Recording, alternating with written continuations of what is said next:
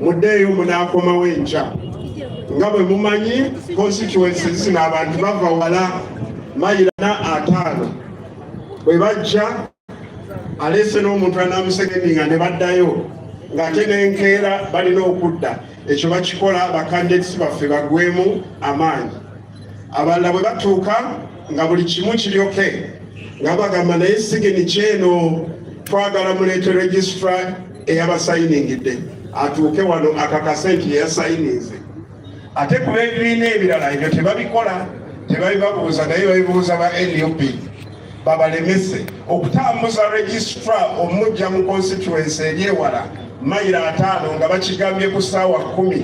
It's practically impossible tekisoboka registrar oyo kugendayo ku verifyinga nti yasayiningidde abantu abo. So abantu baffe bagezaako bamalemu amaanyi eriyo mu bitundu gye twagamba ba sub-regional coordinators basayininge nga baregistrars baffe babawambye eriyo baregistrars be bawamba eriyo baregistrars be bajjako stamps ne bazibajjako kati ba sub-regional coordinators ne basayininga ne bastampinga kati babagamba mujje mubeerewo physically mukakase timwe mwasayininga kati okutambula mu lugendo olwo oli ayina districts 5-6 nekibanga kizibu nga obudde bwe bukola ki bwe bugenda bwe bugwayo balabe nga bakandidates baffe tebanominatinga abalala babatuukirira ku masimu mpolampola ne babagamba nti bwe muba mwagala okunominatinga mulina kujjanga independent bave mu NUP mu bitundu bingi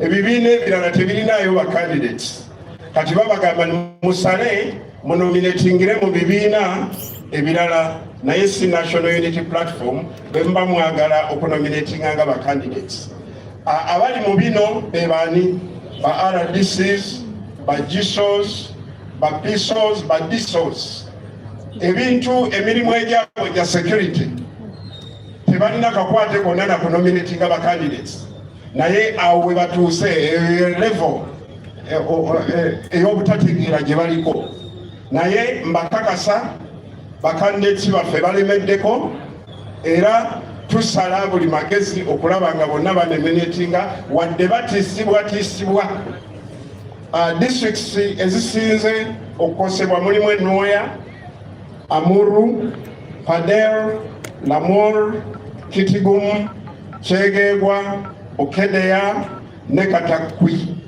okutiisatiisa kungi naye bakandidates baffe balemeddeko era tusala amagezi gonna okulaba nga banominatinga eyo yembeera kati gye tutambuliramu ng'eggwanga. Mwebale nnyo, mwebalire ddala.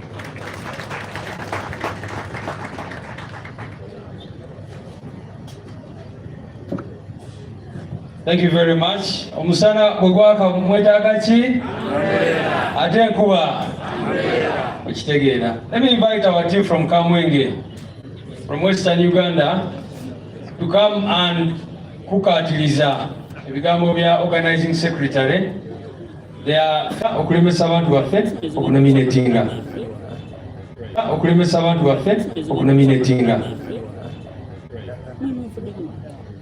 People power, people power, our power, NUP, Kunga Uganda Kunga, Kunga President Kunga, Kunga Western Kunga, Kunga Northern Kunga, Kunga everywhere Kunga.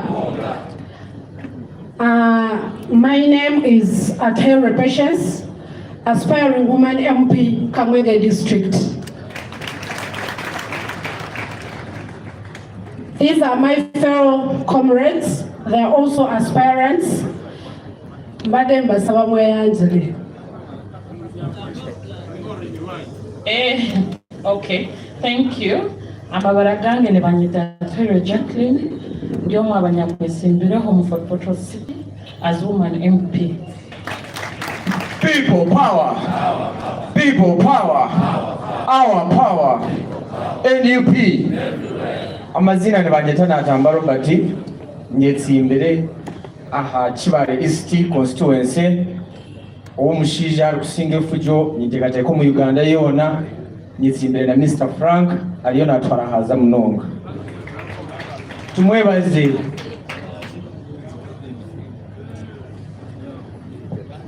kunabe ni nkura hina keshongora kinakuzire ni nkura haza nkakora ninkakunda haza ninde kanyamba munonga ngakora nkura keshongoro bako eshongora ngu ntwenda change no change turuhize ntwenda change no change turuhize ntwenda change abanya-Uganda nitugamba ntwenda change no change turuhize itwe kamwenje nitugamba no change turuhize ntwenda change ndowooza nange views kati ziwe nange bandona. Kakati nyo mukurebera nyo menya kamwenje nizalwa kamwenje konka kukimanya batutinire bo batutinire wadene bateke ekishani kyokwereka ngu nitwe tubatinire. Mr. President nyonyenda kukugambira itwe kamwenje eshane kituringa bahekera no majwi tukuraramo ngoko mukutureba aha nuko kuturi tine kitwine tine cyo kuranisa kitwine kongesha heje niyo cyo kuranisa kinyine no kwijankemerera aha nkagamba eba kutukora kongo mukugamba kwanje bongo kutina kwabo itwe kamwenje Mr. President twine ho kurbada twine ho kurara.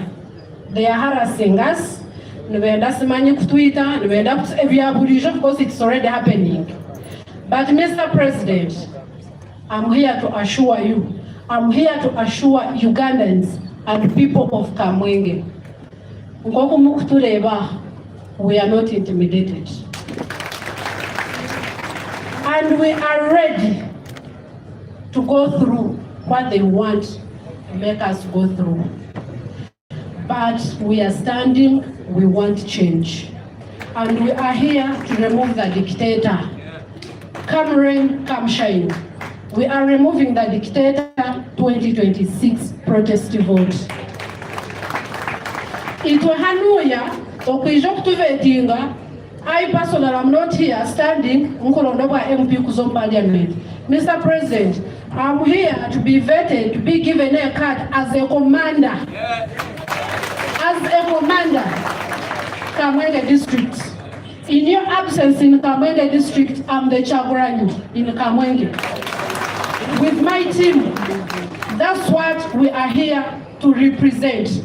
We are presenting you in Kamwenge. We are the Kyagulanyi in Kamwenge. And we are family, we are strong. Mr. President, we request you, this is the request from the people of Kamwenge. Bobi. Kushaba mukama wanje abantu bakamanja nubakwenda ngoyijeyo mazi mwebale mnonga nabyo bice mwebale mnonga. This is my comrade. He's also a candidate. We have two constituencies. We have Chibale East and Chibale. Ogomwajo noyesi ndali Franka tumwebaze mwena Franka tumwebaze ni mumanya itoka mwenje nuwozoni tulio muwozoni kongako mukule bito tulio abana bato konga we are ready to fight mwebale mnonga. People power, our power, NUP everywhere. Amazina ganje ninye Asimo Derrick, nyetekateka kukwata ticket ya National Unity Platform representing Chibale County, Kamwenge District in the 12th Parliament. Only, thank you Mr. Secretary, just 1 minute. When I came out, when I came out to declare my intentions to go to Parliament on the NUP ticket, back then last year, the first people to be approached with promises of us being lynched by bangers were my parents. Today, I'm still standing firm if my party trusts me. Now, as a sub-region, we are categorically under attack. First, it was Bobi. A few days ago, it has been Doreen Kaija. We are not stopping soon. We shall be there. To our comrades in incarceration. This is for you. We shall never surrender. Thank you so much.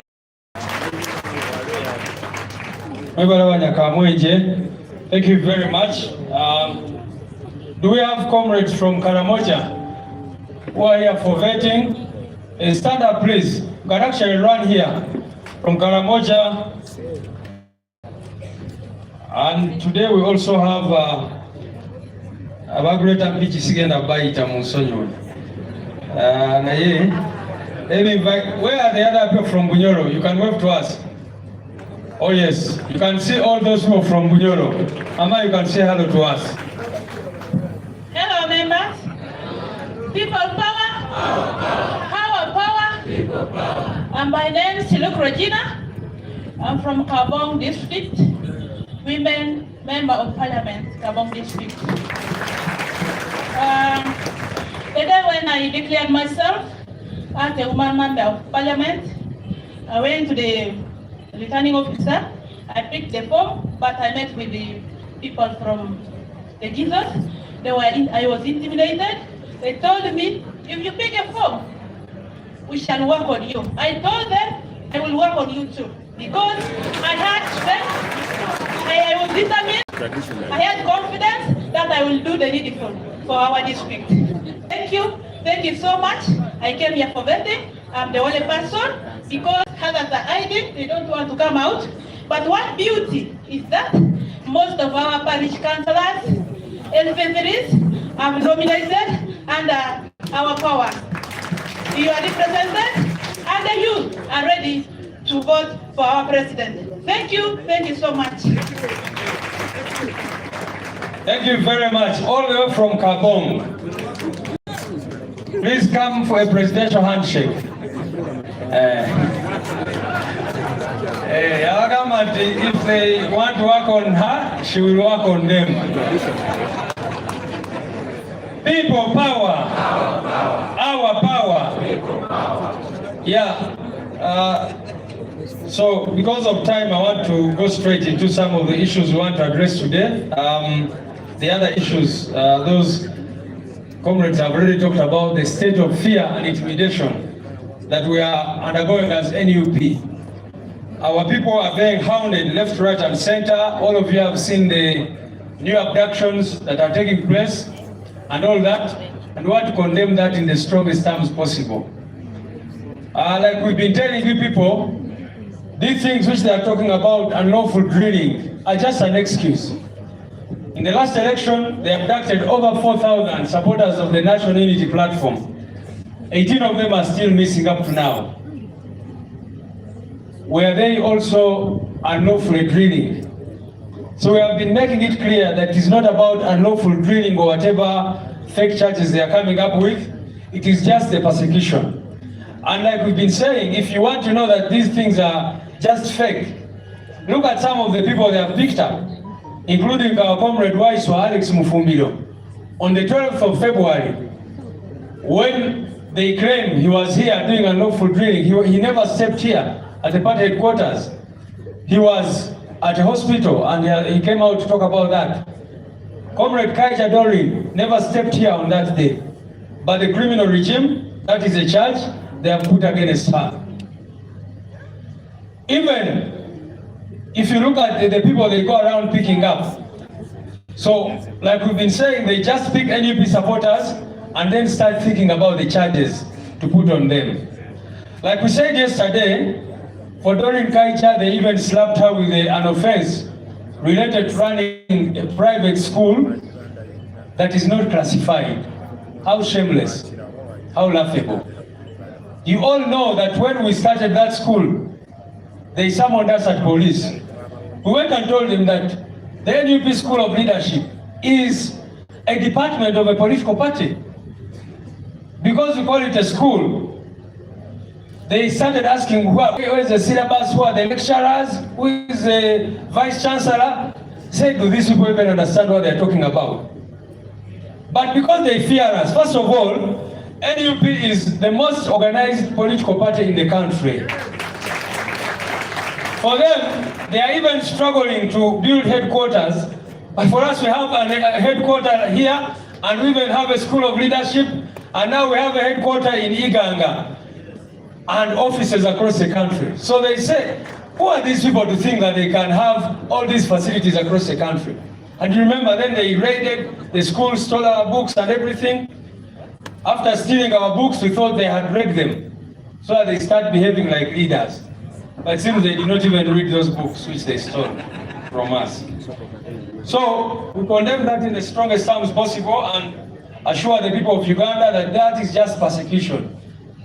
And like we announced recently, we are going to the Constitutional Court to challenge that unconstitutional charge of unlawful breeding.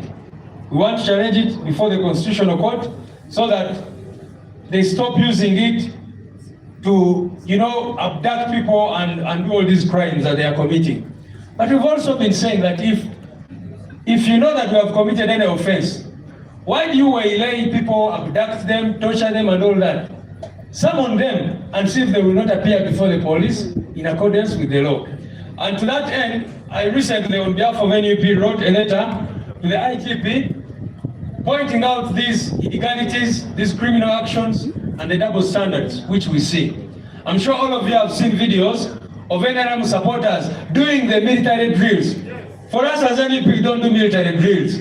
But you have seen NRM supporters doing military drills, and nothing happens to them. The other day you saw pictures and videos of NRM supporters putting on yellow t-shirts, moving around in UPDF trucks in this town. You have not seen that man Kyagulanyi come out to say anything about it.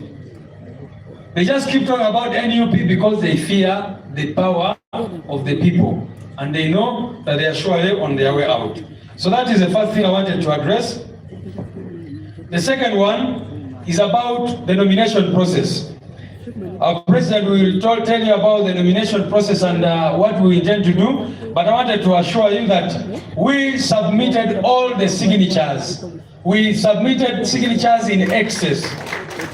And unlike NRM, which normally submits fake signatures, which they get from PDM books and all these things which they always do, they go to, you remember in the last election when they claimed that they had collected 5 million signatures and people went and verified that those 5 which they took there were empty.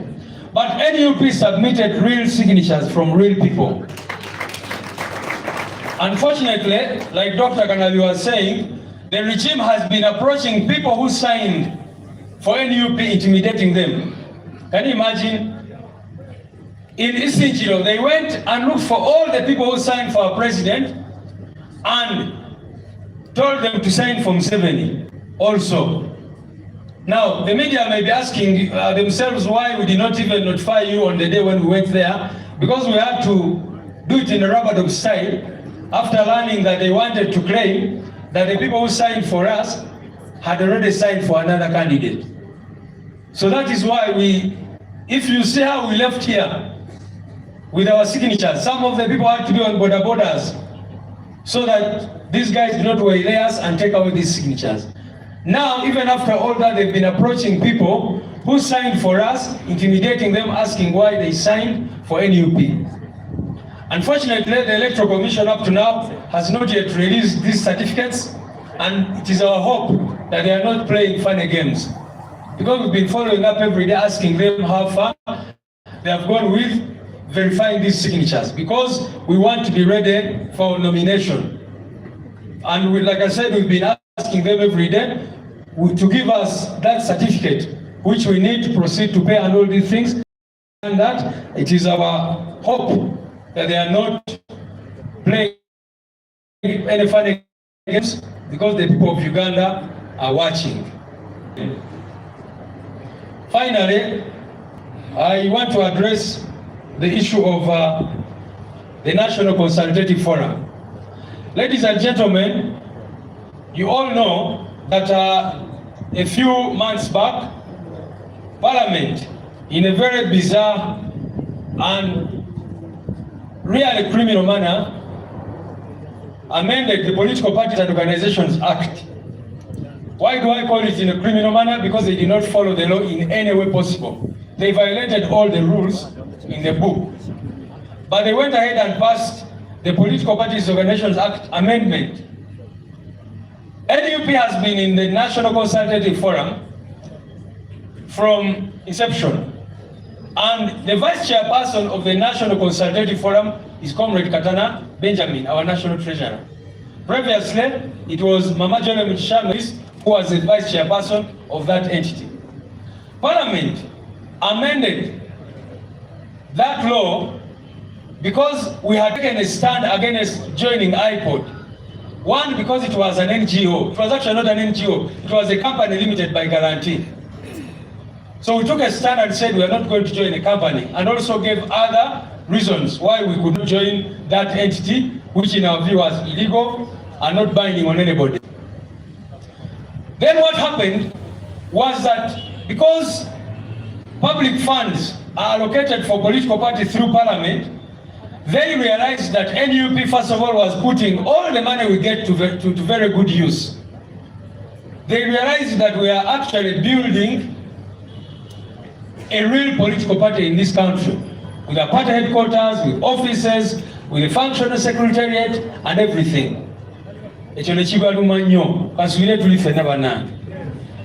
when they realized that we have been on the move, they decided to amend the law to say that now iPod will become an institution under the National Consultative Forum. They made it a department under NCF and said that all political parties with representation in Parliament must belong to iPod in order for them to get any public funds. They also said that all political parties which are not represented in Parliament are going to be part of what they call the Forum of Non-Represented Political Parties. So that became the law.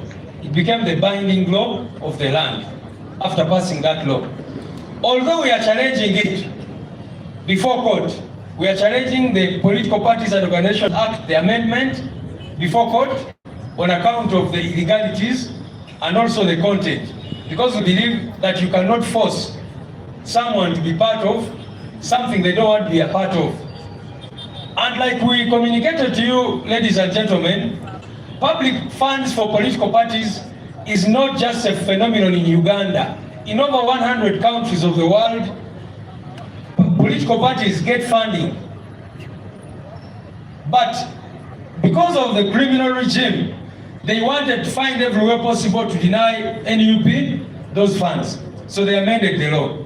But now what is very funny, even after amending the law, under that law, it says that the minister, who is the Minister of Justice and Constitutional Affairs, shall make a statutory instrument for political parties to determine whether they want to be part of NCF or not. Now, what Mao did together with the regime, they said, no. They did not make that statutory instrument. We are part of NCF, but they have been having meetings discussing things to do with the amended law in complete exclusion of the National Unity Platform, which we protest strongly against. We have written several letters about this matter. All of them are here. Those in the media can access them. We have written to the Electoral Commission. We have written to the ministry itself, telling them that if you say that what is happening is in accordance with the law, one, give us a copy of the statutory instrument so that NUP decides whether to be part of NCF or not. And like I said, now that iPod, which previously was a company, now is a statutory body. We are before court trying to even nullify that, but it is a binding law at present. I don't know if I have explained this issue well, because the media has been asking us all the time. Ekyodoza kanchide mune mu Luganda nti well ensonga zibadde satu ensonga kanzogereko very briefly. Ekisooka y'ensonga egenda mu maaso ey'okulemesa abantu baffe okwewandiisa. Basooka ne bagamba nti NUP terina bakandidati mu bitundu by'eggwanga eby'enjawulo, naye mukirabye nti wonna we mu ggwanga lyonna mu district zonna zonna tulina bakandidati ba National Unity Platform. Kakati regime kyeri mu kukola ng'ekozesa ba DISO ne ba RDC n'abalala kwe kubalemesa okwewandiisa. Era abamu mu balabye bali wano ne wenjogera olunaku olwaleero waliwo bakandidati baffe abali ku kakiiko k'ebyokulonda abagenze kwekubira enduulu kakiiko k'ebyokulonda ku nsonga eyo be balemesa okwewandiisa. Organizing secretary ababuulidde mu disitulikiti ez'enjawulo Ebukedeya, Katakwi, wonna era babakwata ne babasiba oba ne batuuka ne bagamba gwe lwaki weesimbye ku NUP. NUP tetukyagala wano. Oluusi babagamba waakirifu n'ekibiina kyonna ekirala tukuyamba nominatingiremu ekyo. I don't know if our sister Ageno Harriet is here. Ageno oyo bwe yali yeesimbye mu by-election Dogolo bamuyita ne bamugamba nti waakiri waali yeesimbye mu kibiina kyonna ekirala so si NUP. Ne bagamba kubanga eyo ye opposition. Ebigambo byabwe si byange kubanga abo balwanyisa gavumenti. Ne bagamba abalala waakiri sobola okukwatagana nabo naye NUP. Ekyo nno kitegeeza mwe bamemba wa NUP muli ku mulamwa mwali kukiddeko ne mu ngalo. Kakati of course n'okutulugunya abantu baffe okubakijjanya nga bateekako ebisangosango tikati mukoze drill z'amagye ate nga bw'olaba obutambi aba NRM bamanyi n'okwambala t-shirt za Museveni ne bakola drills oluusi nga bakutte n'emundu n'ebirala bwe bityo. So eyo nsonga tugyogeddeko era ne tugivumirira. Kakati ensonga endala yeyokuba nti signatures ezinominatinga president waffe banange twazikunganya ne tuziweza ne tusukana mu ezo ze baali beetaaga. Ate nga bwe mbagambye ffe tulina signature ezaddala si bali aba NRM abagenda mu bitabo bya PDM simanyi ne bagenda mu masomero ne bakola ki ne bafuna n'ennamba z'abantu baleeta oluusi nga ezo file zirina empty nga teri kirimu. Ffe tulina signatures kuva mu bannayuganda bennyini naye kati kyetubadde tulaba nga bano ba diso ba RDC n'abalala batuukirira abantu. Ekyo nno kirina okulaga akakiiko k'ebyokulonda ke tulina kubanga signatures zino twaziwa akakiiko ka byakulonda naye kaakati signatures zaatuuka zitya ate mu badiso mu bagiso mu babiso mu baviso nga bakubira abana abantu bababuuza mwasayiningira mutya President Kyagulanyi. Era nga baatuuka n'okutuuka isinjiro ne babagamba mwenna abasayiningidde oyo omusajja musayiningire ne Museveni. Kyemuva mulaba tetwabatemya akuma abamawuli mwali mubuuza singa tukukoze ng'omukolo munene wanga twali tumanyi bye baagala okukola. Ekisooka nga baagala kutusookayo then babagambe nti abantu abatusayiningidde be basayiningidde babagambe nti signatures tuzifunye ng'oli yatusooseeyo. So kiba kitegeeza signatures zaffe babagenda kuzivalidatinga. Tubadde tubakubira amasimu buli lunaku tusindikayo ttiimu zaffe weewaawo batugambye nti leero mu afternoon bajja kutuwa report ku nsonga eyo kati suubire tebali mu bubadi bwe babaddenga mu ebbanga lyonna era signatures zaffe kubanga tuzeesiga tumanyi nti bannayuganda be baatusayiningira okunominatinga president waffe ekirina okukolebwa mu mateeka. Ensonga esembayo ebadde bategezaako okunyonyola ku nsonga eno abasinga temwogerako ng'eya iPod. Ebbanga lyonna iPod ebadde kampani sigenda kukiyita na kibiina ky'abanacewa kubanga tebadde NGO. Baagenda ne baturegisitalinga nga kampani mu URSB era ffe ne tugamba tetugenda kukola ki kwegatta ku kampani. Ebbanga eryo lyonna mukimanyi bulungi nnyo ensonga yaffe bwebadde eyimiridde. Kaakati naye nga mu tteeka nga bwe kiri mu mawanga agasukka mu 100 mu nsi ng'etteeka ligamba nti ebibiina by'obufuzi ebiri represented mu palamenti gavumenti erina okuyisa ssente mu palamenti zisobozese ebibiina okuddukanya emirimu gyabyo.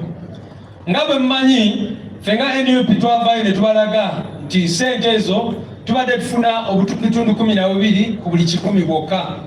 NRM ngefuna obutundu 75 ku buli 100 abalala ne batwala ebitundutundu ebirala. Naye ffe NUP newankubadde tubadde tufuna 12% yokka ensi yonna erabye ekisobodde okukola mu bbanga ttono ate bali babadde bazifuna okumala ebbanga ddene nnyo. Sebo bw'oba wakuzikuba zikubira eddala kandi fulaga bearer waffe wewakiso andi oyo abamu bali wano kubeera vetted naye abalala bakivaamu dda era abakandidate balina nominated. So endugu nebakwata nekola ki bwe bamala kulaba nga ebitundu 12 ku buli 100 kyetufuna tubikozesa bulungi nnyo tubalabisa ekigambo ekituufu kwe kubalabisa kubanga osobola otya okuba nga ofuna 12% ate ng'ozifunidde emyaka mitono nnyo baba baddewo nga bazifuna emyaka gino gyonna nobeera ng'okoze byetukoze nabo obasaasira kakati endugu nebakwate ne bagamba naye bano abantu tulina okufuna olukujukujju lwonna lutusobola oyitamu okubalemesa ssente naye n'ekirala nga baagala kukola kyonna kyonna ekisoboka okulaba nga tugenda mu kalulu tubeera crippled ng'ekibiina nga NUP kubanga obiraba byonna byonna bwe baalaba nga tusemeredde okulonda ne batandika okugezaako tucriplinga mu mbeera eyo kwe kuleeta ekyo ekiteekateeka kye baleeta mu palamenti okukola ennongosereza mu tteeka erifuga ebibiina by'obufuzi lye bayita Political Parties and Organizations Act. Etteeka eryo twaliwakanya nnyo olw'engeri gye baalireeta n'ebyo ebiri mu tteeka eryo kubanga etteeka eryo teryagoberera amateeka bwe baali balireeta era tuli mu kooti tuliwakanya naye ate ffe ng'abantu tumanyi nti lyetteeka eririwo kati olunaku olwaleero kakati ne tubagamba kati etteeka eryo kye bakola bakwata kino ekitongole kye tulimu ekya National Consultative Forum ekireeta ebibiina by'obufuzi byonna ne bateekamu departments 2 ne bagamba department y'ebibiina ebiri mu palamenti egenda yitibwanga iPod ne bagamba department ey'ebibiina ebibiina ebitali mu palamenti egenda kubeera Forum for Non-Represented Parties kati ne bagireeta mu departments 2 bwe bagireeta mu departments 2 ne tubawandika ne tubagamba newankubadde tetukkiriziganya na tteeka lino era tuli mu kooti tuliwakanya tumanyi nti lino lyetteeka kaakati lino muligoberere kubanga etteeka eryo ligamba ti minisita alina okukola statutory instrument oba regulations oba amateeka agalungamya ebibiina byegatta bitya ku NCF ate bigifuluma bitya ffe nga NUP nga bwenambe tuli mu NCF era ffe abamyuka akulembera NCF naye wetwogerera olunaku olwaleero tetufunangako baluwa n'emu tetufunangako regulations naye kyetwategedde kyebuvuddeko oyo Norbert Mao gwe mulabye ayogera babiyita ebyansimattu saagala kwogera ekyo ekigambo ekirala naye gwe mulaba ng'ayogera ebyanjwanjwa era kye kigambo ekituufu noozi oyo yennyini yawandiika ebbaluwa gye buvuddeko n'awandikira byabakama n'amugamba kakati ebibiina nze byemmanyi biri 6 byeba biweebwa ssente za gavumenti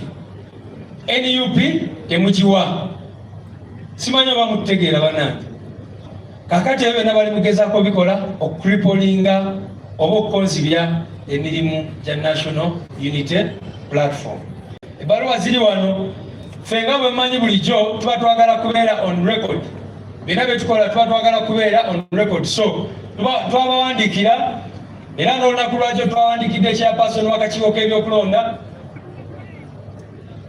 ne tumugamba nti byonna bye bali mu kukola ekisooka tubigoberera tubiraba naye akimanye nti bimenya amateeka tebasobola kubanga ffe nga NUP tulina okuweebwa omukisa okusalawo nti tusigale mu NCF oba tufulume naye tosobola kutuula mu ofiisi yo n'osalawo ate ekyenjagala obajukiza nti ssente zino zetwogerako ze bali mu kukusa ogezaako okubba bwe batyo si za Mwami Museveni si za Norbert Mao ssente ezo za muwi w'omusolo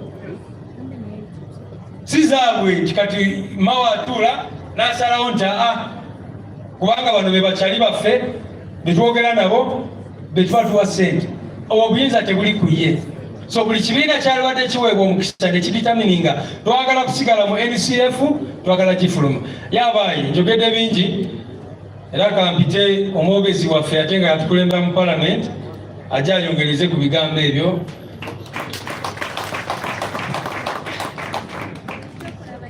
sebokanye bale ku manvuuliro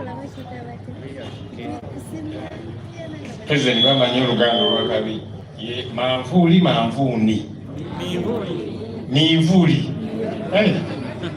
kakati mulabe tulina baganda ddala tulina abaganda wawu abajja ne bawawula empisa zaabwe, tulina abaganda ggere mbu ab'emagere abaganda nakabala n'abalala. People power, our power. We want to welcome you, colleague leaders, for coming through today. I know that we are busy, and for this period we have been telling people your presence at our party headquarters should be limited. We want you on ground. Because you're being asked for the ground, so you have got to be on ground looking for that ground. And that's very important. But we appreciate you, those that have been able to come. Others have come for vetting, including our Deputy President for Central. You see, he's very smart. He came with his bag, with his academic qualifications. He's going for vetting. Just to emphasize one quick issue, we of course have been seeing the abductions.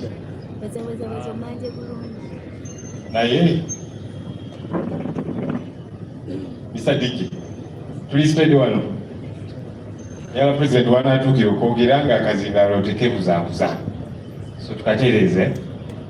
I've been emphasizing the recent abductions that are happening by these cowards. Look, no strong man does the kind of things these people are doing. You know, you hear them say, I'm Kyagulanyi, we are powerful, I don't know, generals. They also have many genetically modified generals who think they are very powerful. No, they are cowards. That's why they are abducting young people, innocent people who are speaking out against the ills of our country. We continue to condemn in the strongest terms possible these abductions. We shall continue to push back against them because it's a very cowardly act against innocent citizens who are saying we want better, we want change. I heard the Honorable Norbert Mao speaking Honorable Norbert Mao was speaking very dishonorably and saying we as NUP, we are intolerant, and that's why we are not on the same table with Mr. Museveni like the other parties he mentioned. Yes, we are intolerant to bad governance. We are intolerant to corruption. We are intolerant to injustice. We are intolerant to brutality. We are intolerant to poor service delivery.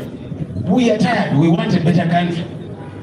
And so yes, everything we do within the law. That's why we don't ill-treat even those who disagree with us, even though for them they ill-treat us. But we are intolerant to all of these ills that are affecting our country. And so we'll keep pushing back at every opportunity that we get. And so as we're getting set for this election, we want to call on the people of Uganda to be united. Let's unite around the idea of change. The people of Uganda for a very long time have been saying, the opposition, let's unite. Let's come together. They did that in 1995, in 2001, 2006, 2011, 2016, 2021. And they've been saying the same thing even now. And they're saying, the opposition, come together, unite. And truth is, it has always been a head-banging project, not exactly bearing fruit. But one of the reasons is the things that Norbert Mao was saying. Because some people who are saying they are opposition, they are really in Mr. Museveni's bedroom. So it becomes convoluted for that unity to happen. That said, of course, we as NUP, we join hands with whoever is serious about changing leadership in our country. Whoever is serious. Because not everyone is serious around that cause. No. Some other people are serious about other things, yeah? So those who are serious about changing leadership and then transforming our country, those are our allies and we'll connect with them. Of course, the people of Uganda keep saying, let's have one joint presidential candidate. That's been our clarion call as the National Unity Platform. We tried that in 2021. We have been at it this time round. Of course, our other colleagues are saying, no, let's front two candidates as opposed to one. We have not exactly bought into that idea because it confuses our people. You're not going to tell our people that now, we NUP, we are supporting two presidential candidates, one with an umbrella, another one with another symbol. It creates unnecessary confusion. But again, that's the right of those who think that way. Our belief is that we come together jointly. But look, ultimately, even if that doesn't get to happen, you know, we politicians and the other political entities, there can be challenges. But the people of Uganda are united continuously because they know what they want. They do know what they want. They are tired of bad governance, they are tired of unemployment, they are tired of poverty, they are tired of corruption, poor service delivery. So they are united around a better country. And so, even if ultimately there will be many people on the ballot paper, the people of Uganda know who really is the change candidate, ultimately. But then there was a Nandi.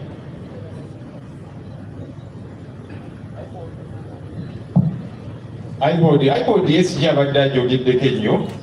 I was requested to add just one or two lines. Look, as has been mentioned, we were conscripted into iPod by force, by law. Because now, all parties that have members of parliament, that's a department called the iPod within the National Consultative Forum. And so, we were pushed there. Our initial challenge with iPod was, look, this is just a club. People come meet, take tea, take pictures. All the issues they have discussed don't get to be acted upon. Parties go out there and they cannot mobilize. And so we said, we're not just going to be part of Chinyumo sitting there and nothing gets to happen. You can't even go out and mobilize. Now they said, let's conscript you within the law. That's why we have been saying that now that you conscripted us forcefully within the law, to say that we are now members of IPOD. That's why we are saying, can we know, what are you guys doing? Where are those regulations? Honorable Mao, you're very busy running around saying too many things. You're not busy doing your job as Minister of Justice. Where are the regulations that are meant to put the amended law into effect? We want to look at them because those regulations affect us. Now that we were conscripted into IPOD, and that's why we have been saying, can we see what do those regulations look like? Those MOUs people are signing, can we see what do they look like? Because you will pass regulations and other things which affect us as members, and we don't know what's there in. So we want to see them now that we were conscripted within the law. And even more importantly, National Consultative Forum has been holding many meetings. We have the Vice Chairperson, Councillor Benjamin Katana. The matters that have been discussed there, to say let's free up the political space. Why does that not get to happen? And that's why we are pushing back against the regime to say now, we are seeing the NRM holding processions. We saw when they were taking back signatures for Mr. Museveni. Of course, they had all these empty trays, but there were very many. And they had people, you know, in a procession. I did not see police react. If anything, police and the military were accompanying them nicely. The Electoral Commission who was saying, no, we don't want processions to our offices. They will come to them very nicely. Our hope is that next week, as we are nominating our presidential candidate, you will treat us in a similar manner. Yes, because we have the support and we are coming. Our hope is that we'll be treated the same way these ones were received, nicely, with their small procession. Ours will be bigger. Yes, because we have bigger support. So don't begrudge us for having a bigger procession. Do not begrudge us for having a bigger procession. So the standard should be the same. If some people can hold a procession and hold a rally, we also getting set to hold our rally, to hold our procession. Our president, who is going to be nominated, will give us more details about that. But we are getting set. Our hope is that there will be equal treatment across the board. Uluzungulumala kanjogere ku Luganda kubanga ab'empiki nabo bazze wano bagenda bafeetinga kati kano mukubaza ki mwagala mbere n'empalana neolebo mwanga kivumbi tubadde twebaza abakulembeze baffe feetinga ekyagenda mu maaso bangi. Twabaddewo wano ne twogera Oluzungu twalufuuyeddwa ne tutuyana musajja n'abakyala bali babuuza ebibuuzo bannange naye bwe buvunaanyizibwa bwabwe so abagiyiseemu kuliko eyo bangi bakyagiyitamu era nga bwetugambye mulabye abantu bangi okuva mu bitundu by'eggwanga ebyenjawulo wano e Buganda, mu mambuka Northern Uganda, mu bugwanjuba, mu buvanjuba, Eastern Western Uganda, abantu bajja okuyita mu kakunguta ako era gye bujja eyo tujjako otutegeeza eggwanga biki ebivuddeyo, tugenda kutambula tutya. Emu ku bibadde njagala okwogerako kyekiwamba abantu ekizzeemu ensangi zino ekikolebwa abatiizi ne bawamba Waiswa, Kayija Doreen n'abalala eri mutwe babawamba ne bava mu zi basement n'abalala bangi abamaze emyaka n'ebisiibo eyo mu makomera abalala tumanyira wa bwe bali. Ebikolwa bino bya butiitiizi. Bano bagamba nti kati saabalwanyi simanya b'amaanyi nnyo. Lwaki olwanagana n'abaana abatamanyi na kukwata munda, abatamanyi na bintu bye kugamba ko kye baagala nkyukakyuka. Naye kati bw'oli mu kubagana nabo olw'obutiitiizi. Tusigala tugamba amateeka gagobererirwe. Mugamba nti mwe mwazzaawo amateeka. Lwaki temwagala gagoberera? Oba otemereza nti omuntu azizza omusango, lwaki tomukwata ng'etteeka bwe ligamba n'omutwala mu kifo ekiri gazeti ne tutegeera nti wano waali? So buno obutiitiizi kyovudde olaba bwe nawulidde Robert Mao ng'agamba nti fe aba NUP tuli intolerant. Tolerant kyeki olwo bumwaga kivundu mu Uganda sakunyambako. Tetugumiikirize, tetwetoloola. We are intolerant, we don't tolerate around, tetwetoloola. Robert Mao yabadde agamba nti aba NUP ndife obugumiikiriza tulina butono. Tetulinga bino ebibiina ebirala abagamba nti bali mu opposition naye babeera mu kisenge kya Mwami Museveni. Nedda ffe tugamba tuli bakoowu. Yes, sir. So yes, ffe tetwekkiriranya tuli bakoowu. Ate si just ffe aba NUP naye bannayuganda bakooye effugabbi, bakooye obulyake, bakooye ogenda mu malwaliro nga teri ddagala, bakooye obusomero obubi abaana baabwe gye babatwala owa UPE, bakooye obuweereza obufu obutaliyo. Tubikooye ebintu bino. So bwe tugamba nti nedda tubikooye, weewaawo watuza okuba nga waliwo ebibiina ebirala ebigamba nti bo ba opposition, embeera eyo tebagiyinaako buzibu ey'okuwamba abantu, ey'okubatulugunya, bo tebagiyinaako buzibu. Ffenga aba NUP tugiyinaako obuzibu era bakoowu. Kyovudde olaba tetwekkirikanya. Tugenda mu kalulu tusaba bannansi tukwatire awamu ffenna.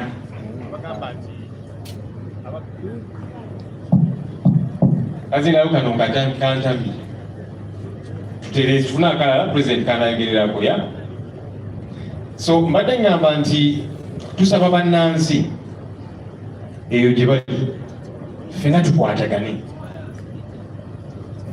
kubanga bannansi kitwagala tukimanyi. Twagala obukulembeze obujja obunaatereeza eggwanga lyaffe kyetuliko era kyetuyayanira. Tuzze tugezaako bannayuganda bazze emyaka n'ebisibu nga bagamba naye abali ku ludda oluvuganya lwaki temwegatta nembeera ne presidential candidate omu kize kigezesebwako 216 216 226 ne ku luno naye tugezaako, naye ebiseera ebisinga tekivaayo nga bwe obaoliawo nga bannayuganda bwe baali kyagatti. Ensonga ezimu zezo Robert Mao ze yabadde ayogerako nti waliwo ab'opposition bo abagamba nti Museveni tumwinaako obuzibu era bali mu kisenge kye. Kakati abo bonna n'otuula nabo tebajja kuganya kugamba nti tusonge ku muntu omu, tekijja kusoboka. Of course tulina bannaffe abalala buli agamba nti ali serious tusonge. Abamu ku bannaffe bo bagambye nti tujja okuteekawo candidate omu, tuteekewo ba presidential candidates babiri. Ffenga NUP twagambye nti ekyo kijja kubuzaabuza abantu baffe. Kati tunagamba nti NUP ffe tubalengedde ba presidential candidates babiri, omu ali kabonero ka manvuuli, omulala ali kabonero akalala, mumwerondewo. Kati abantu obo bagambye kukola kyawo, obeera obabuzaabuzizza. So anyway, bannaffe twabasabye ebadde mu nnyumba yaabwe, obaoliawo baneetereza ne bakkaanya ne tuddamu okuwayamuko, naye ffe tusigala tugenda mu maaso. Naye kyenkiza ennyo nti ffe ng'ebibiina kiyinza otulema okukola olw'ensonga ez'enjawulo zenkonyeeko naye bannayuganda bo bamanyi okwegatta okukwatiramu ne bagamba nti kakati ono ye kandidate ow'enkyukakyuka era kye tubasaba okukola. Ensonga ya ipod SG yayogeddeko, kyenyinza okwogerezaako ku nsonga ya ipod. ipod kati yafuuka tteeka, buli kyali kibiina kyowannakyewa, kakati ipod nefuuka etteeka nti kati ffe abali mu paalamenti batuyingizaayo ku mpaka. Bwe guli bwegutyo tuze tugamba Norbert Mao, minisita wa justice, mu kifo ky'okwetoloola oli eno okola bino na biri, kola omulimu gwo gw'olina okuwandiika regulations ziri watwagala zitunulako, kubanga regulations ezo zitukwatako engeri gye mwatuyingiza mu ipod ku mpaka mu tteeka. Kati etteeka lyonna erigenda okufuga regulations ezo n'ebirala MOU twagala tubitunuleko, kye tuze tugamba tubirabeko, tutegeere bino mukola biki bye mugamba mu regulations ezo, kubanga kati zitukwatako engeri gye batuyingizaayo, so nga tulina ozitunulako tulabe kikiriyo. Tuzirindiridde regulations ezo tebazituwanga, webebuzaabuza kati tubabuuza lwaki mwatuyingizaayo ku mpaka, oba temwagala tulabe amateeka agafuga ekintu kino kyemwatuyingizaamu. Tubirindiridde era tukyabibanja, twagala okuzitunulako ezo regulations kubanga zitukwatako ffenna nga bannansi, kati gyafuuka tteeka. Singa kiri bwe kyali ekibiina ky'owannakyewa kya ipod nga bwe kyali kati tteeka, etteeka eryo weewaawo tuli mu kuliwakanya mu kkooti, naye kati lyeririwo. Twagala tutunulira regulations ezo tutegeere kiki ekirimu. Bane muzikiriza ebigambo byange bikomyawo. Kampite Deputy President owa Buganda Region ajja tubuuzeeko. Okay, akyali mu kusomasoma agenda for vetting, agenda kwogera dakiika ntono. Soma nno ebitabo nno Honorable Mwanga Kivumbi, abantu abo tebasaaga, bali serious. Olana tuyaniddeyo. Let me invite our Deputy President in charge of Western to come and speak to us.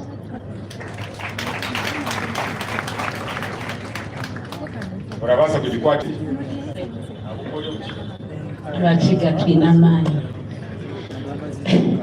People power, our president, the NOP leadership, the aspiring candidates, and everyone here, you're most welcome. I bring you warm greetings from Western Uganda. We are more solid than ever before. The intimidation is there because they had bad.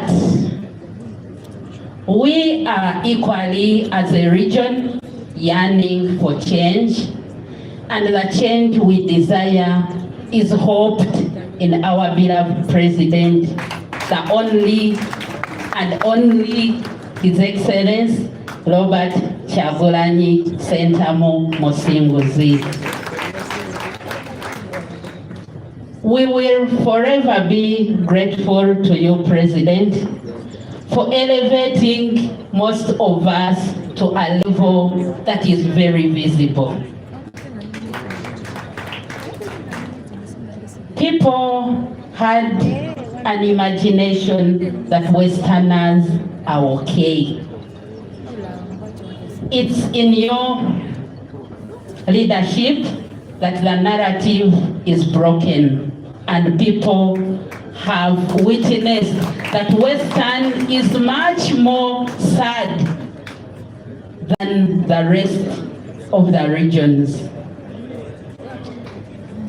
Like we say, we are yearning for change, and we encourage each and everyone not to succumb to the intimidation, not to succumb to the offers, not to succumb to the promises, but to look far ahead to the major goal that we want to achieve, and that is none other than a new Uganda.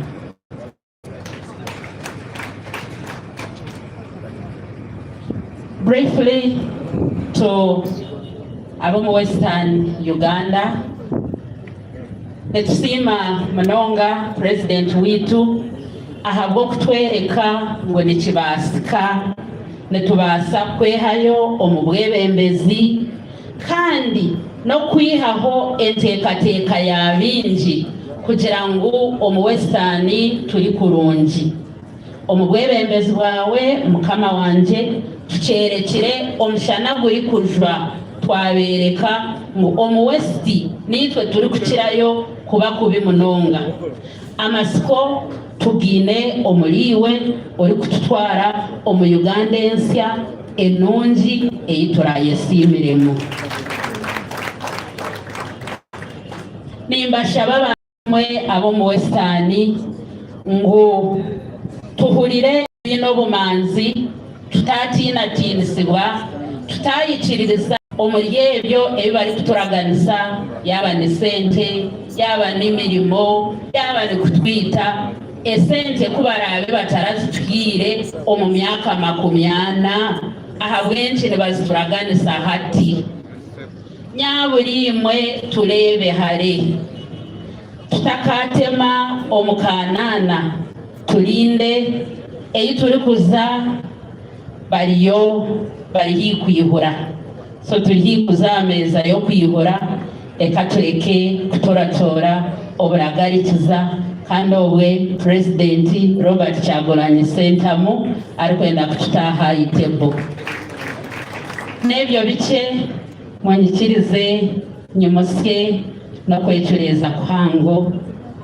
ntaka mwimukize nareba Shamimu Nambasa obuleti batugize ngo buri muzire ashemereye kuzarayo Shamimu Nambasa mwenanye aha murembe gwa Robert Kyagulanyi Sentamu inza kuzarayo mwana kandi mwete Shamimu Nambasa. Thanks for putting us in the limelight. Proud of you, Doctor. Nebyo bice munyikirize nyakire Deputy President wa Central Region obo base kugamba n'abantu kandi twetere President kwebahe mnono. Omanyifu Abaganda atatya musana talya bwami ati omusana talya guti people power NUP everywhere. Omulimu ogwange mwangu is to warm you up a little bit and invite the President. Mr. President, allow me to make one small clarification. Margaret Thatcher was Prime Minister of Britain, very eminent. In a cutthroat politics of UK, there was a need to draw a middle line between the far right and the far left. This is the statement she made. She said, in seeking for compromise, we should never, never surrender our vintage point of principled politics. Because today, it cannot be a Nobody Mao for all intent and purposes, portraying us as intolerant. Nobody Mao, you were both in a broad daylight. Let me even tell you, Nobody Mao, you are a shame to your generation. They believed in you so much. They hoped so much in you, including some of us. Kenneth Pokakande here and the like of others. We made Nobody Mao president of DP, believing he will be doing exactly what Kyagulanyi is doing now. You ashamed us, let us down. For you, you are not only intolerant, you are a very principled politician. Therefore, don't invite us in your tent. Don't invite us in your temple of a group and a cluster of politicians that have sold out to NRM. You are not with you. We are to take you out with you seven. You are one and the same. Therefore, for Mao to pass around as a noble person, as a moral person, I don't understand where he gets the courage. That charisma we saw in you was not to do exactly that, was to push for better governed Uganda, because we deserve better. So I want to speak to encourage some of us and the National Unity Platform. The reason why the dictator and all his sycophants are singling us out is because Mr. Kyagulanyi, President of National Unity Platform, Your Excellency, the next President of Uganda, you've done a good job. If the dictator was comfortable with you, I would be scared. If the dictator was comfortable with the foot soldiers, I would be scared. If the dictator was comfortable with the Secretary General, I would be scared. Let us scare him more. He is doing it out of fear. He is intimidated. He knows he has lost the trust of the people of Uganda. With those few words, let me invite the President to come and address us. Nkanseko mu Luganda kyemwagala kati mutuule kakati Finest Media waliwo ebintu ebimu ebyangu okunnyonnyola. Omanyi abantu abamu be balwawo ne bakola ebintu ebyekigega ne bakola ebintu ebimu ebitagwana nga bikwasa ensonyi mu bantu abalala, tutandika obamanyiira ne tulowooza nti bantu ba bulijjo ne bye bakola bisaanidde.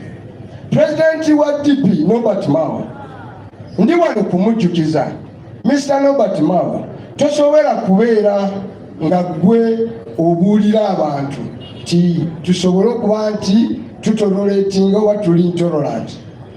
Gwe nange n'abalala abenkana. Norbert Mao yali member wange nga ndi national chairman wa Uganda Democrats. He was an executive member, Nyazi knows. Literally, our generation believed in Norbert Mao. We thought Norbert Mao would be the Norbert Mao twalowooza ti Norbert Mao tumukiririzaamu yajja okuba akola kati Kyagulanyi byakola ki byakola. Lumu nayina obutakkanya ne bakakanda abo ng'ambaga nti nga nze nobye baali bagenda Mbaale eyo ne bagati naye omulenzi ono gwe mwagala mutwale nga mukwano nnyo gwa Sale ng'atambula nnyo ne basale abasajja abo ne baŋŋa nti ono ye liida waffe ow'omulembe guno gwe tukkiririzaamu. Norbert Mao olwaleero ali ku TV ebyo byonna yabivaako. Museveni yamugulanga kabalagala ne bamugula ku mudaala ne bamutwala ne bakunobivaako. Kati gwe ensiisira gy'olimu gy'otugamba tujjemu eyo nsiisira Omwoyo ne Mandwa ne Luwale gwe musamiriramu waani wa Museveni. Ate si wa Museveni oyo Mao kati ali mu project yakuteekako Muhoozi Kainerugaba. N'olwekyo gwe toweeyisawo olw'eggulogulo ng'abantu alamu mu nsi y'abantu alamu watusala ensawo n'otutunda misana ng'ensi eraba toweekangabirizeeyo gy'oli tyotuwale kitya ng'eki tetuyinza okukwatagana ne Museveni. Ffe aba National Unity Platform tetwagala kukwatagana na Museveni, twagala kumuggyawo. Abantu tebadda Margaret Sajja atugamba tibe mubanga munoonya okukkiriziganyaamu mulabe bwe mukwatagana temwerabiranga tiwaliwo akasozi ak'emiramwa temuyimiriddeko. National Unity Platform tulina obusozi luwo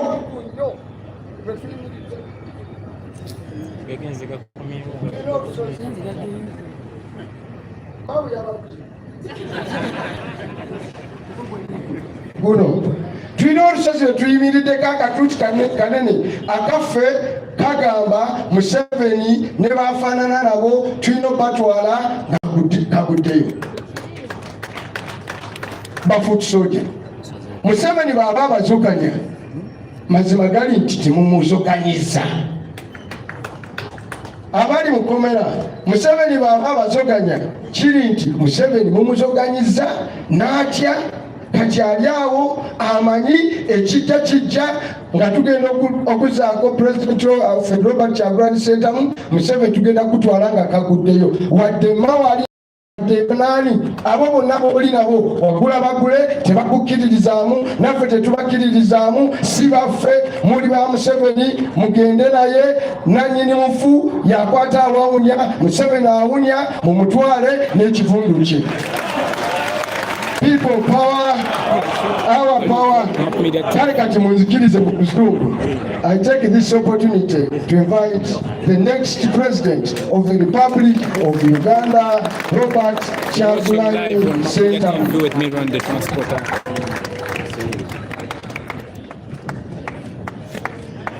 Power. Our power. People power. NUP. Everywhere. NUP. People power. Our power. People power. Free voice from Mufumbiro now. Free Dorin Kaija now. Free Eddie Mutwe now. Free Achille Chivumbi now. Free Smart now. Free Wakabi Smart now. Free Mugumi Gaddafi now. Free Bobi Young now. Free Umar Kato now. Free Machete now. Free Kalanzi Sheriff now. Free Kanti Rogers. Yes, Mosive. Free all political prisoners now. Thank you very much, ladies and gentlemen. Please take your seats. Kanti Rogers, you are a very unavoidable face whenever in a place. Very nice to see you, my brother. We have so much belief and faith in you. Thank you very much, Comrade Deputy President. You represented my thoughts and I believe the thoughts of many other comrades. I was listening to you very attentively and I was moved indeed to see the president of the Democratic Party saying democracy has no place in Uganda. It is shocking, but not surprising. Ladies and gentlemen, please mark our words for reference in the future. Norbert Mao has a very popular quote. He said, when you are paid to be a fool, your intelligence ceases to matter. This is a gentleman that inspired us when we were young. We watched him when he was a Democrat, when he was president, Guild President of Makerere University. He's the same person now. We sympathize with his parents and relatives. Ladies and gentlemen, there's so much to say, but I'm glad so much of it has been said. Only that I wish somebody talked about the salaries of the most important service providers in the country. The men and women in uniform, soldiers, police officers, prison officers, the teachers at all levels, and the health workers. We said it during our campaign in the previous election. We've said it all the time, that our people deserve better, that our teachers deserve better.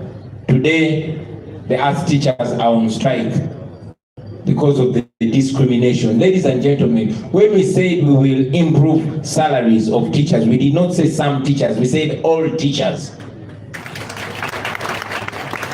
It makes zero sense to see that the science teachers' salaries have been increased, but the arts teachers are suffering.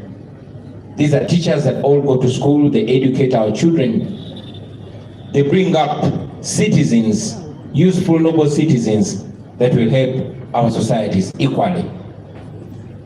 So we stand in solidarity with the arts teachers and all teachers at different levels. We cannot demand from the regime because we know they want to do it. We are only promising you that once we kick out this regime, we are going to improve all your salaries, whether you're arts teachers or science teachers.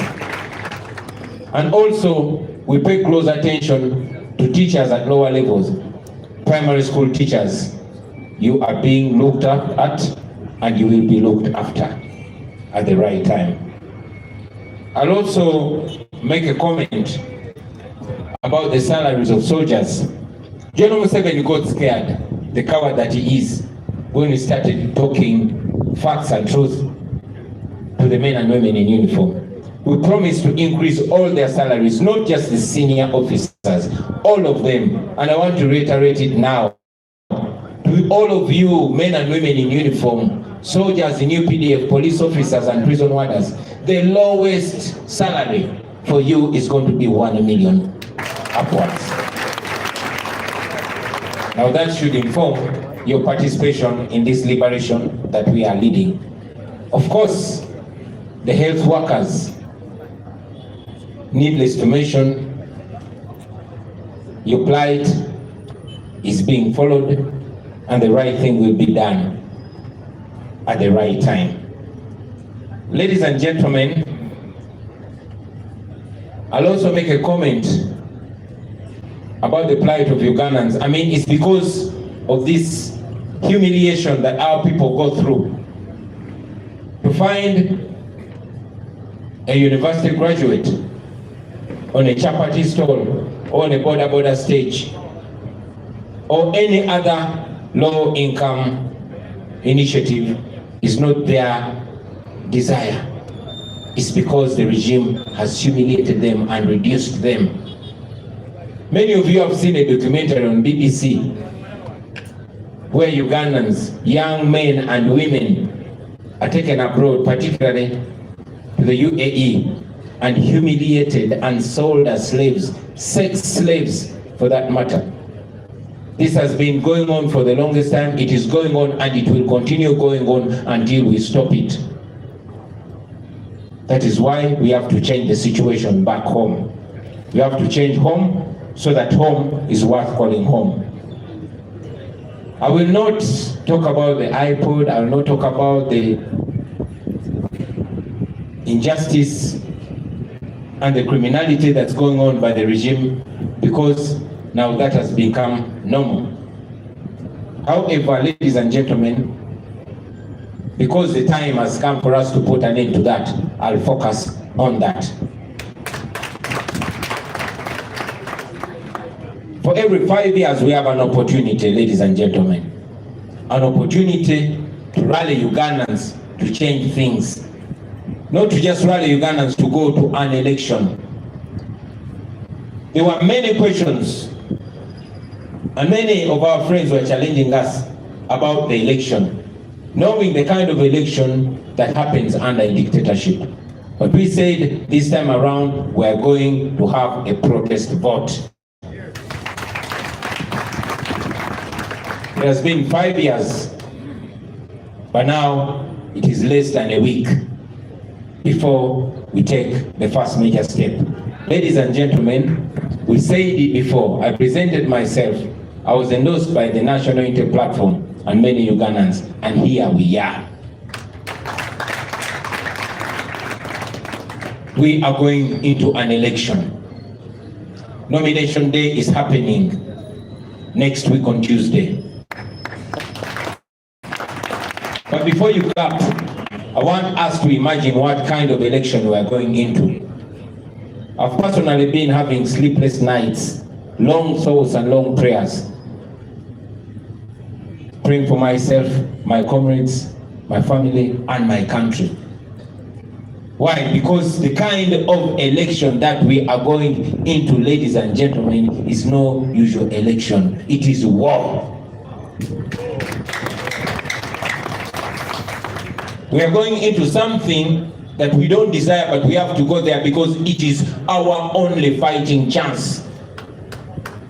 One writer said that even if the chance is only 1% success, it is worth fighting. So now we are going into a fight where the regime in power has tried to tilt everything against us, but we are going to win because we have God on our side.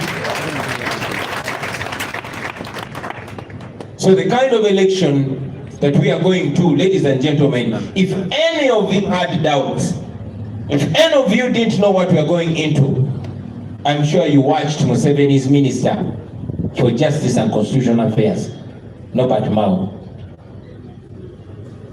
For a long time we've been telling you, ladies and gentlemen, that the regime is not strong on its own. It cannot enslave us unless it uses us or some of us. For a long time, so many of us had doubts, but finally it has been made very clear to all and sundry that this election, number one, is going to be between two sides, the oppressor and the oppressed. In fact, the oppressors and the oppressed. Now, don't get me wrong, the oppressor is not just Museveni. Because the devil does not come on earth to tempt people.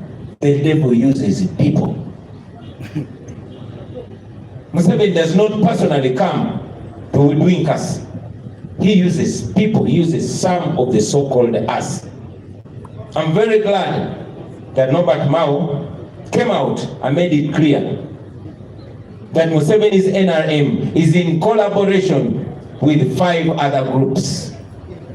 And he mentioned them, and you know them. Now we know who the friend is and who the enemy is. And when somebody shows you who they are, believe them and act accordingly. I'm glad in Uganda they call it a Mando Yawanika. But Mao, and thanks to him, he came finally and gave credence to what has been spoken for so many years, that indeed we have some fake opposition amongst us. He made it clear. And he said this group is coming together to deny Ugandans a chance at change. Of course, it's a joke. These are Museveni's enablers. And he has shone a light on them. I said to them, we don't fear you. I said to Museveni, we are going to defeat you again like we did in 2021. But this time around, we are rallying Ugandans to take their win, not to just lay low and be walked over.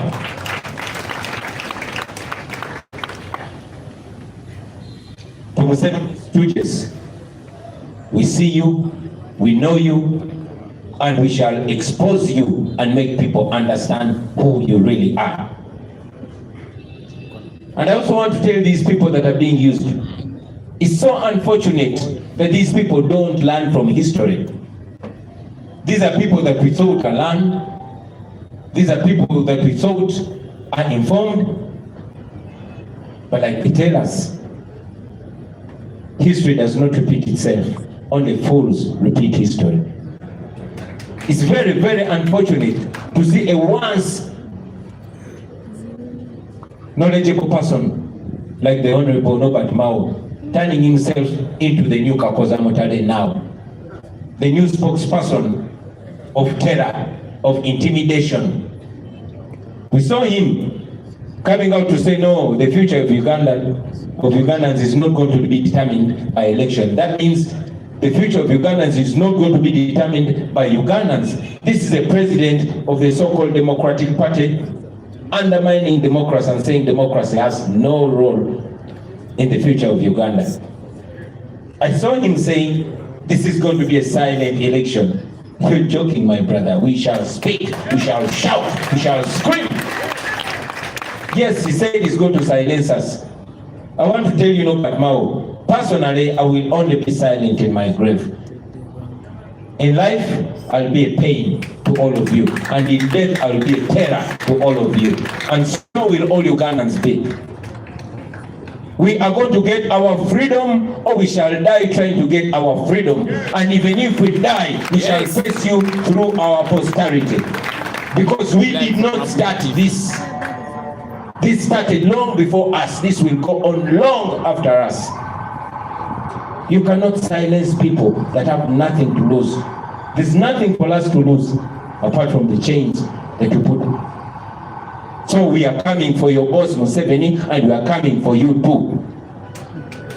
Let that be very, very clear.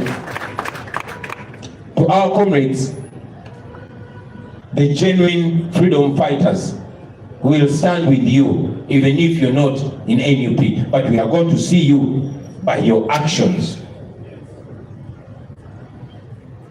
As for us, we are ready to Simbu Day. Now this is a message to fellow Ugandans, because you are the most important in this. For us, we've set off. It is all beginning on Tuesday. Tuesday is going to be the 23rd. I will be nominated to represent the National Unity Platform to run for President of Uganda. And TV will be live. Yes, there's every effort to silence us. There's every effort to deny us contact with the population. But we shall overcome everything. We shall speak to the people and we shall campaign. General Museveni is also nominating on the same day, and his party has planned a rally in Kololo, which is right, which is well within the law. We are also going to have our nomination rally in Katwe. We have written to the police. Breaking news. We have written to the police and they've received our application. We are holding our rally in Katwe. And after Katwe, we shall proceed to Natete and also speak to the people there, because there's nothing criminal about that. Fellow Ugandans, I want to remind you that you can actually change this. You have the power. You have the ability. You can change this. And you can change this now. So let us change it, and let us change it now.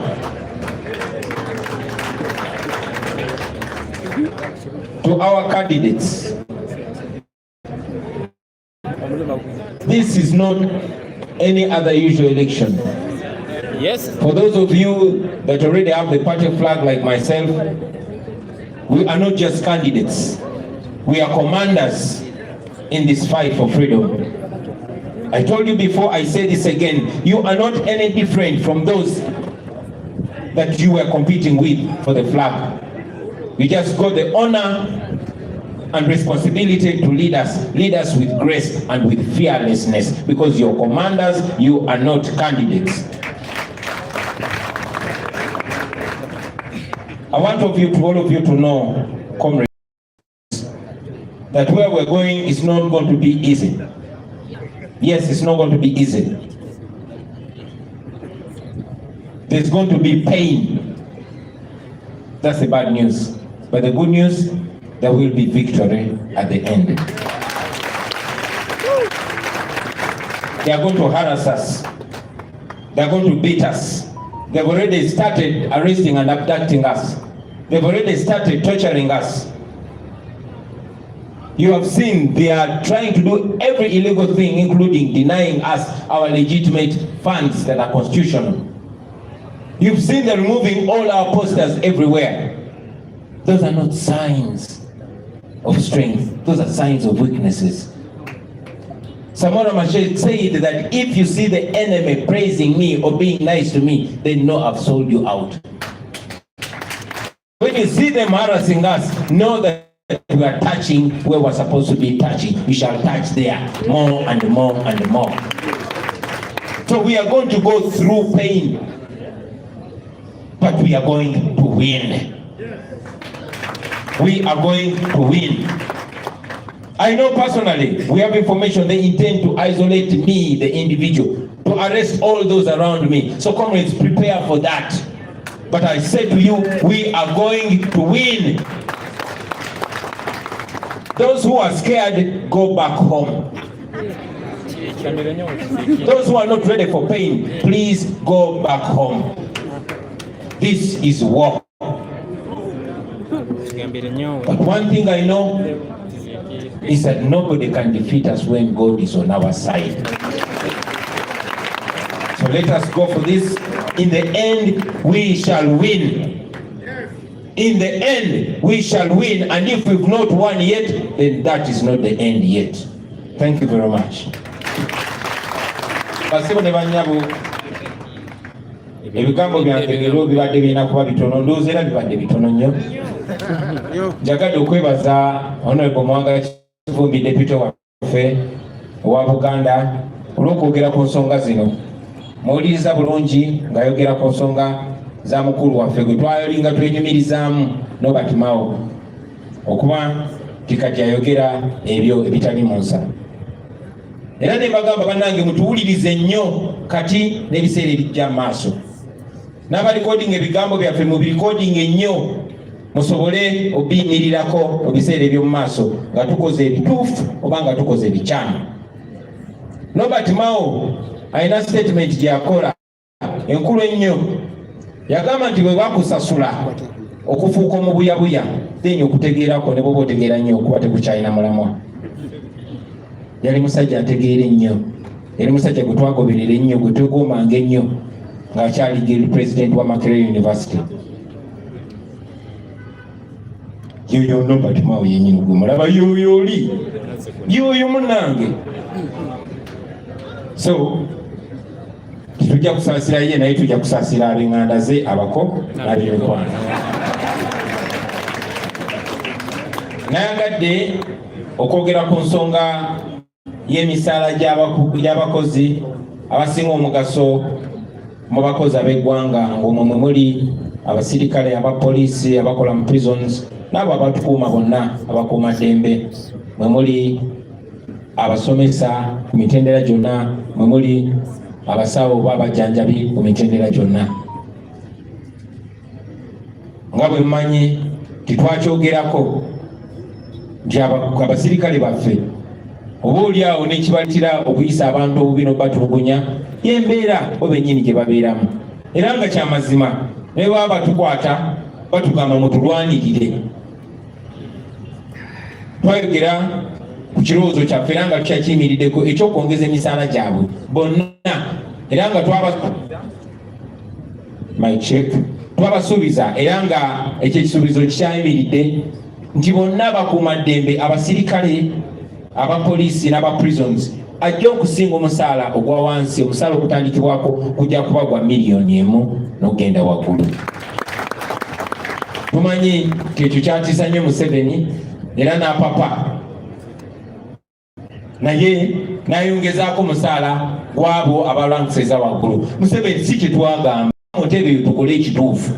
Ekituufu kye twagamba kwongeza musaala gwonna era tujja kwongeza gwonna. Era mu abasirikale n'abapoliisi abatanayongezebwa musaala naye nga muli eyo mulobye tetunnaba bategeera.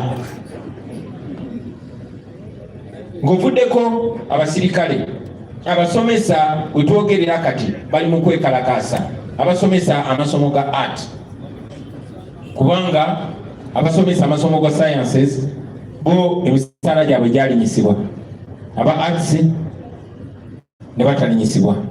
Ne bano abasomesa bayita mu mbeera y'emu, basomesa abayizi be bamu, balina omugaso gwe gumu mu ggwanga.